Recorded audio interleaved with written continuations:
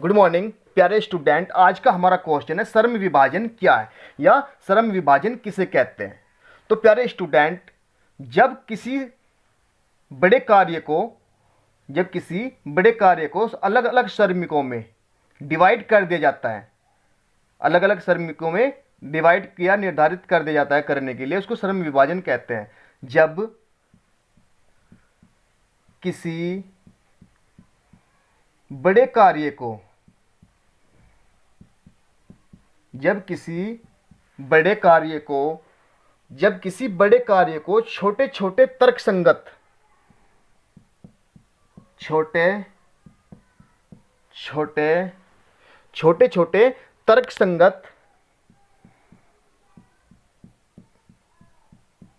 छोटे छोटे तर्कसंगत टुकड़ों में बांटकर किसी बड़े कार्य की बात कर रहे हैं, किसी बड़े कार्य को अलग अलग छोटे छोटे तर्कसंगत टुकड़ों में बांटकर हर भाग को करने के लिए, कार्य के हर भाग को करने के लिए अलग अलग श्रमिकों में बांट दिया जाता है। अलग अलग श्रमिकों में बांट दिया जाता है। तो इसको क्या कहते हैं भाई? अलग अलग श्रमिकों में बांट दिया जाता है, निर्धारित कर लिया जाता है, इसको कहते हैं श्रम विभाजन। इसको श्रम विभाजन कहते हैं।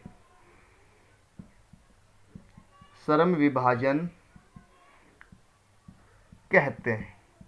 क्या मतलब हुआ? जब किसी बड़े कार्य को करने के लिए छोटे छोटे तर्कसंगत टुकड़ों में बांटकर, ध्यान से देखना है भाई, बांटकर हर भाग को करने के लिए अलग अलग श्रमिकों में, कई श्रमिकों में बांट दिया जाता है, तो उसको श्रम विभाजन कहते हैं। क्या कहते हैं उसको भाई? श्रम विभाजन कहते हैं। डिवीजन ऑफ लेबर, इसको विशिष्टीकरण या डिवीजन ऑफ लेबर भी कहते हैं। डिवीजन ऑफ लेबर, क्या कहते हैं इसको? डिवीजन ऑफ लेबर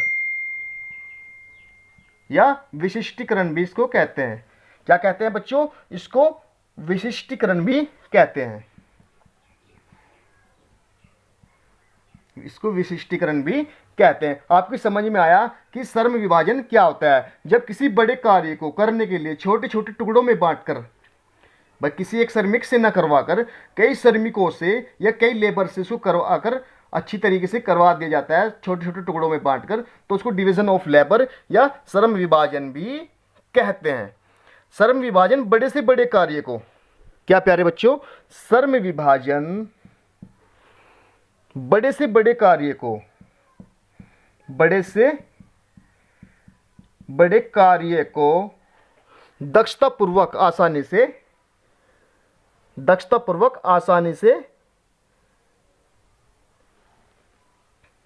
बड़े से बड़े कार्य को दक्षतापूर्वक आसानी से करने में सहायक सिद्ध होता है। आसानी से सहायक सिद्ध होता है।